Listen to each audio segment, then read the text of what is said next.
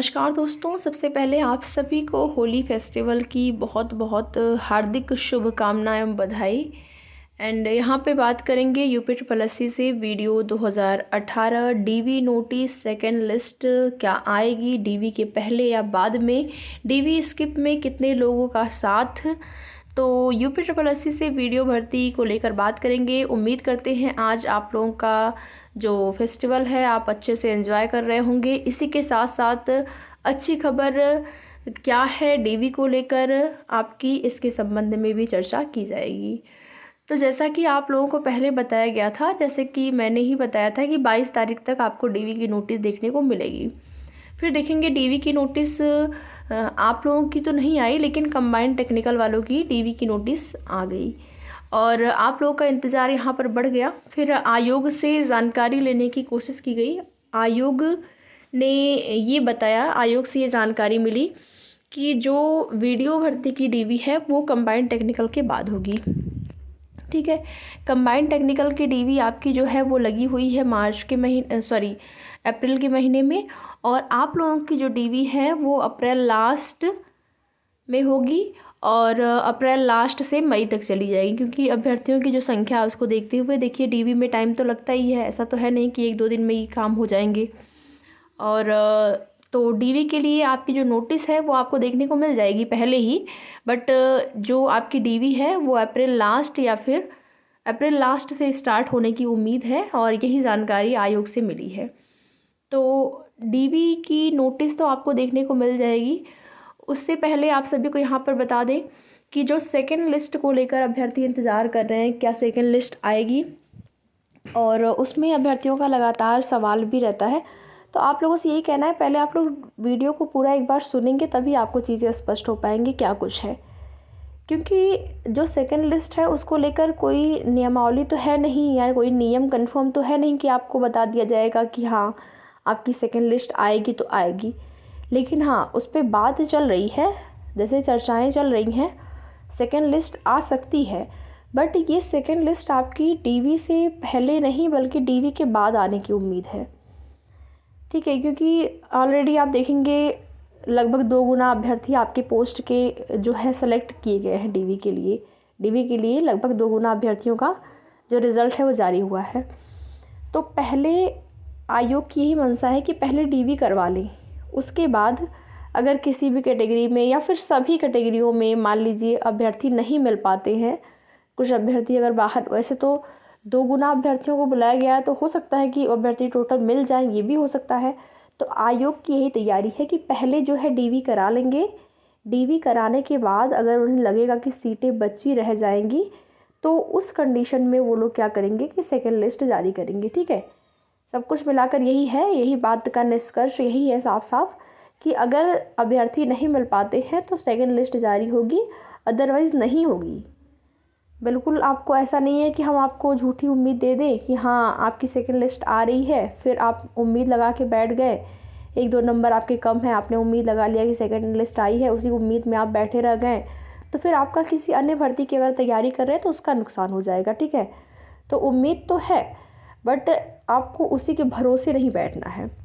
अगर किसी अन्य भर्ती की तैयारी आप कर रहे हैं, मान लीजिए यहाँ पर आपका हो ही गया, तब तो बहुत अच्छी बात है। तो लेकिन किसी अन्य भर्ती की भी आपको तैयारी साथ में करते रहने हैं। मान लीजिए जैसे यूपी ट्रिपल एससी से जेई की वैकेंसी आई है, जूनियर असिस्टेंट की वैकेंसी है, तो आप उन भर्तियों में अगर एलिजिबल हैं, आपने आवेदन किया है तो उसकी तैयारी करिए। जूनियर असिस्टेंट का भी जो 5,000 प्लस पोस्ट है उस पर अगस्त महीने में परीक्षा कराई जा सकती है, तो उसकी तैयारी करिए। बाकी जो परीक्षाएं हैं ना, नई परीक्षाएं जिनकी डेट अभी नहीं आई है, वो परीक्षाएं आप मान के चलिए कि अब जुलाई या फिर अगस्त ही मान के चलिए। जून तक तो ऐसे भी आचार संहिता तक तो आप बिल्कुल भी चांस नहीं है कोई नई परीक्षाएं होंगी। हाँ, जो पहले से जिन परीक्षाओं का डेट निर्धारित होगा वो तो अपना होंगी टाइम पर, निर्धारित टाइम पर, लेकिन जिन परीक्षाओं का डेट अभी नहीं निर्धारित हुआ है आप मान के चलिए कि वो परीक्षाएं आपको जून के बाद ही, जुलाई या फिर अगस्त में ही देखने को मिलेगी।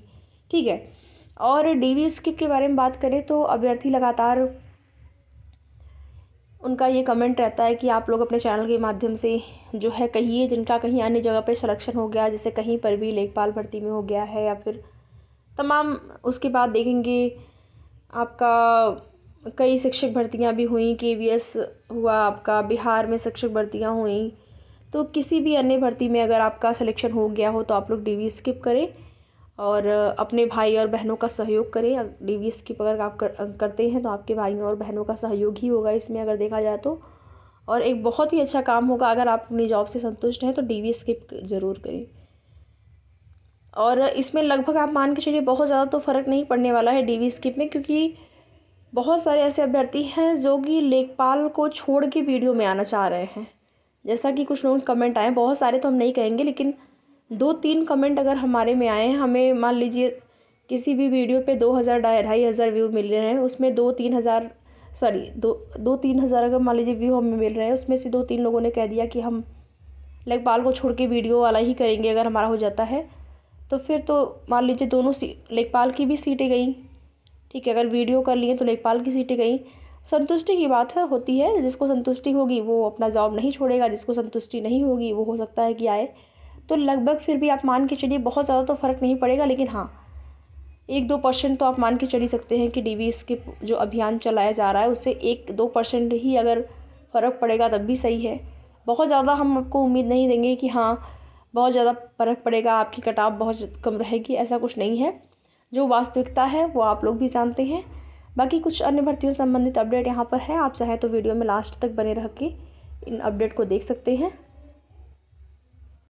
जिसमें कि आप यहाँ पर देख सकते हैं पेपर लीक में पूर्वी बिहार के 56 अभ्यर्थी पर नामजद केस। उत्तर प्रदेश से अब तक 276 अभ्यर्थियों पर नामजद केस दर्ज हुआ है। हाल ही में हुए BPSC पेपर लीक मामले में पूर्वी बिहार के 56 शिक्षक अभ्यर्थियों पर नामजद प्राथमिकी दर्ज की गई है। इनमें आप यहाँ पर देख सकते हैं लखीसराय ज़िले के 38, मुंगेर के 11, खगड़िया के 6, जमुई के 3 और बांका के 1 शिक्षक अभ्यर्थी शामिल हैं। पुलिस की ओर से दर्ज प्राथमिकी में कुल 276 शिक्षक अभ्यर्थियों पर नामजद प्राथमिकी दर्ज की गई है। अभ्यर्थियों पर नामजद प्राथमिकी इस सूची में सबसे ज़्यादा नालंदा और पटना के अभ्यर्थी हैं, जबकि उत्तर प्रदेश के जौनपुर का भी एक अभ्यर्थी शामिल है। 40 ज़्यादा पन्नों में दर्ज इस प्राथमिकी के आधार पर पुलिस अभियुक्तों की खोज में जुटी हुई है। बीते 15 मार्च को बिहार के अलग अलग केंद्रों पर BPSC के तीसरे चरण की शिक्षक भर्ती परीक्षा का आयोजित किया गया और इस परीक्षा का प्रश्न पत्र लीक हो गया। इसके बाद पुलिस ने मामले की छानबीन करते हुए मामले में संलिप्त कुल 276 शिक्षक अभ्यर्थियों पर नामजद प्राथमिकी दर्ज कराई है। ये बिहार शिक्षक भर्ती का हाल आप यहाँ पर देखेंगे। और यहाँ पर आप सभी देख सकते हैं, ये आपका दिल्ली अधीनस्थ सेवा चयन बोर्ड रिक्त पद भरे जाएंगे। फार्मासिस्ट समेत 414 पद जो है भरे जाएंगे, जिसमें कि अगर आपके काम का अपडेट हो तो आप यहाँ पर देख सकते हैं। ये आपका फीस वगैरह दिया है। आवेदन शुल्क सामान्य वर्ग के अभ्यर्थियों के लिए 100, महिला SC ST दिव्यांग के लिए कोई दे नहीं होगा। शुल्क का भुगतान state bank of India E-Pay से करना होगा। और पोस्ट की संख्या आप यहाँ पर देख सकते हैं न्यूज़पेपर के माध्यम से, या तो फिर ऑफिशियल साइट पर आप जाकर, ये आपका ऑफिशियल साइट है, यहाँ पर जाकर आप पूरा विस्तृत नोटिफिकेशन देख सकते हैं, जिससे सारी चीज़ें आपको क्लियर हो जाएंगी। ठीक है, तो आगे की जो भी जैसी भी अपडेट होगी आप सभी को उसकी जानकारी दी जाएगी। वीडियो में लास्ट तक बने रहने के लिए आप सभी का बहुत बहुत धन्यवाद।